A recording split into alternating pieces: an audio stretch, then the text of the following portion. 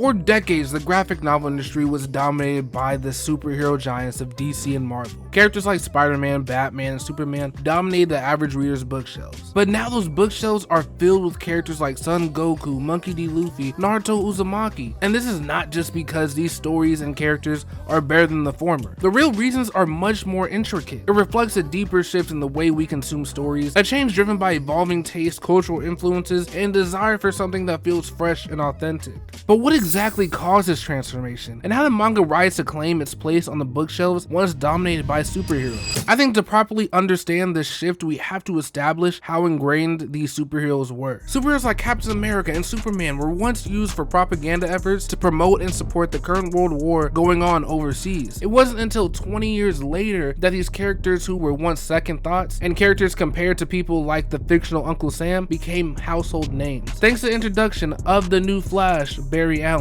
and of course, the space race. The comic industry became filled with heroes that dove deep into science fiction and connected with the readers' imaginations a lot more. Books like the Fantastic Four and Spider-Man carried Marvel into real relevance in the 60s. The family dynamic and the teenage focus was something readers could connect with immediately. This era is what people think of when they think of classic. But moving forward to the 80s, comics started to shed the classical feel and don more complex and dark stories. Whether that be Alan Moore coming in and creating stories and art that were politically charged and also meant to break down the archetype of the classic hero, or Frank Miller, who redefines Batman as a grittier person with a lot more politics involved. Yeah, just know the 80s are filled with a ton of political stances. It was the height of the Cold War and these writers and artists needed to get their shit off somehow. But I'm not complaining, these stories are some of the best works in the medium. But why I bring up this specific era is to bring up the budding manga market across the Pacific Ocean. At this point, manga and anime were at their infant stages globally. In Japan, books like Astro Boy and Golgo 13 were making waves for decades. But around this time is when readers and viewers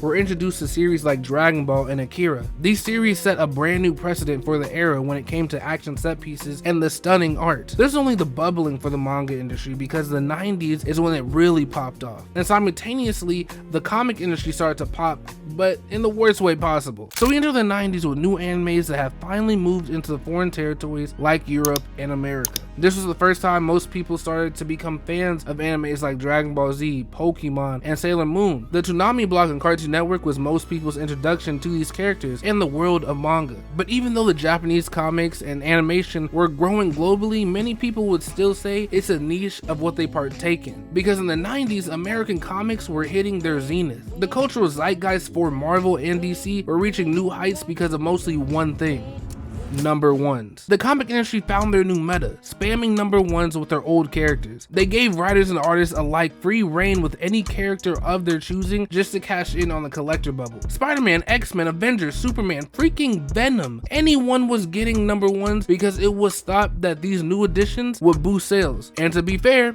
they did, because there were some not so bright folks thinking if they bought an X-Men number 1 first edition, they'll be able to sell this book 30, maybe 40 years down the road and make major moolah. Just like how recently Action Comics number 1, the first appearance of Superman, sold for $3 million, and Detective Comics number 27, Batman's first appearance, sold for $1.5. So these quote-unquote investors thought grabbing a number 1 of Venom or a new era of Spider-Man would be very valuable one day. But what they forgot to account for was the rarity factor. These comics that were the first appearance of these heroic figures were very rare because they were released in the late 30s and early 40s, so war times. And because it was war times, these comics and any other paper like magazines or newspapers were donated to the efforts to make things like maps, ammunition packaging, and we can't forget the propaganda leaflets. So to find something like a Captain America number 1 in your grandpa's attic that he forgot about a long time ago was seen as something extremely rare and therefore drove up the price for it. But in the 90s, there was no war. These people were just hoarding tons of the same comics. And Marvel and DC knew this, seeing they would release multiple alternate and special variants of their number 1 covers. So people just buy more and more. But we can't forget, it takes two to destroy the comic industry. Marvel and DC were making boatloads from the number 1s with the more edgy approach to their comics combined with the world-shaking events like Nightfall when Bane broke Batman's back, turning Hal Jordan into a full-on villain and killing Superman, the most iconic superhero.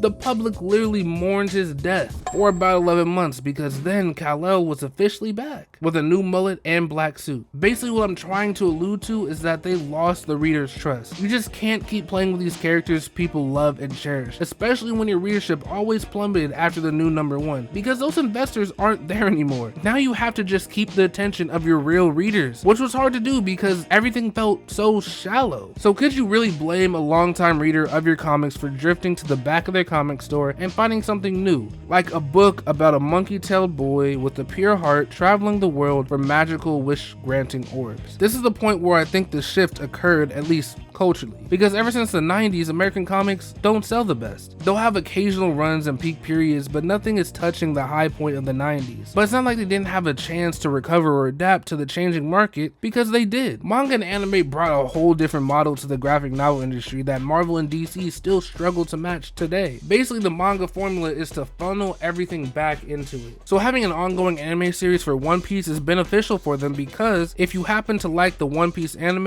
and by some miracle you're able to finish over 1,000 episodes, you might want to continue the story by picking up the manga. This is different from the comic industry because say you make the Batman from 2022, this film, although inspired by books like Batman Ego, The Long Halloween, and Batman Year One, is not a direct adaptation. If you're looking for long-term readership, it's kind of hard for a new reader to guide themselves through the ever-changing universes of Marvel and DC. There are so many starting points and new continuities. Batman Year One is the prequel to The Long Halloween, but it's written and drawn by a different duo. It is supposed to be the canon origin of Batman, but not really, because we have Batman Zero Year, the origin from the New 52, and we have Batman Earth 1, which is also an origin tale that people like a lot, and you have the original origin from the 40s. And just so we're clear, we like to say that The Long Halloween is a sequel to Year One because it takes place in Batman's second year of being active, but the real sequel is Batman Year 2 and 3, books where Batman was using guns and also some pretty cool Todd McFarlane art. But that was all retconned because it wasn't that great of a story, so they just thought Long Halloween better, so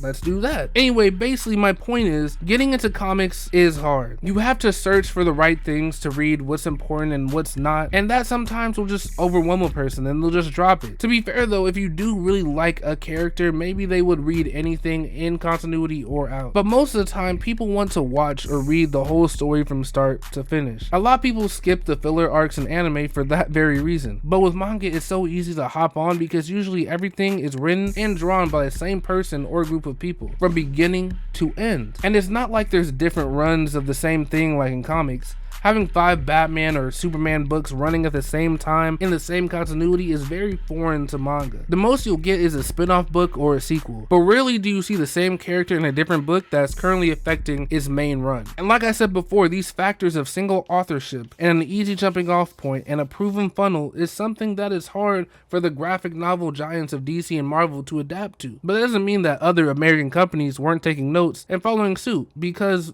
they were. In 2023, while Marvel and DC made up less than 5% of comic sales in North America and manga made up almost 60% of sales in North America, there was a publisher in the wind chewing up 40% of the market. And you'll never guess who. It was Scholastic. Yes, the kid publisher is mopping the floor with your GOATs Hulk and Superman. And it's not hard to see why. I know you read these books before when you were younger. The Diary of a Wimpy Kids, the Harry Potters, the Goosebumps. What do all these books have in common? If you said they are numbered in a series, you would be correct. They follow manga's model nearly to a T, and consumers, whether they know it or not, are becoming used to this model of having and knowing everything that comes next. You don't need to read a 20-page loosey-goosey that has nothing to do with the main story anymore. You read what's in continuity of your series.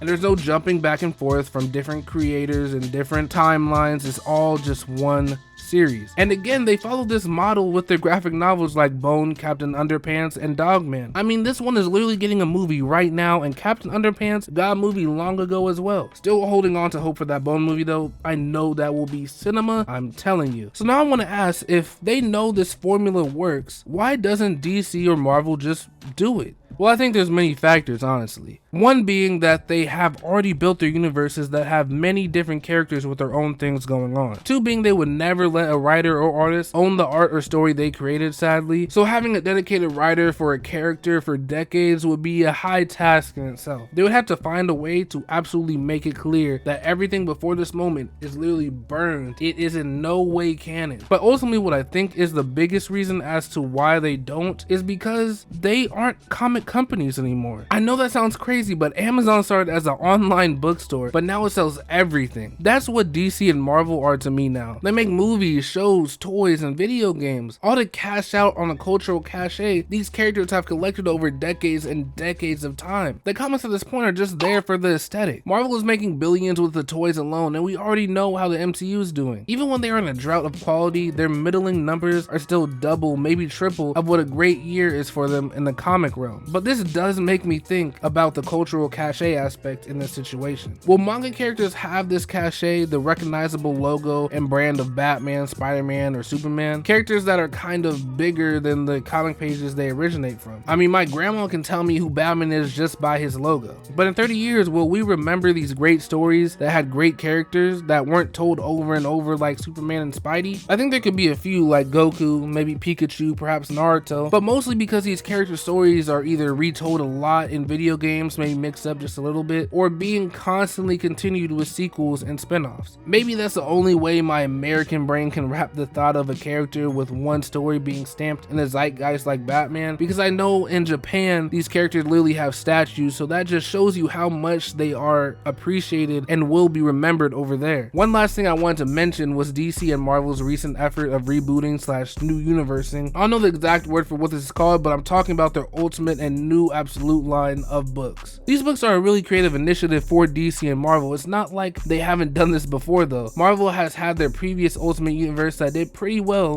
until it didn't, and DC had Earth 1, which had really great stories to me, but the problem was that each issue was released 2, maybe 3 years apart. It was unclear if this was really going to be a full-scale universe at that time, but it's just canceled. I don't know. But right now these books are great and are doing things differently from the status quo. It's even showing in the comic sales. People are loving the effort, and even though they are striving in their lane right now, people have grown to compare this to manga, which is kind of unfair if you look at the sales straight up because they are tracked differently. Comics are mostly tracked by the number of single issues a retailer orders monthly, whereas each manga is tracked through collected volumes and accumulated all in one number for those whole series. Within manga, the format for most series growth lies in magazines that publish 10 to 30 series a week or month, and because of that stability in the platform, it never allows a series to really bottom out without being replaced relatively quickly. This is not only gamifying the industry, but it's also keeping fresh series and stories, which potentially leads new readers to trickle down through the lineup. Like I said before, they got a great system. So most of the time people end up comparing a single issue sales of a month to a manga that has ran for years and has been collected with multiple other series. It's a flawed comparison and doesn't show the correct evidence, but yes, manga outsells American comics by a lot, and now you know why. But personally, I think the comic industry is gonna have a little rebound over the next decade. Firstly, thanks to the new runs, the Absolute Comics and the new Ultimate Universe, that I think have the same power of Marvel's former Ultimate Universe that ran for a decade. But also because the guy, the myth, the legend,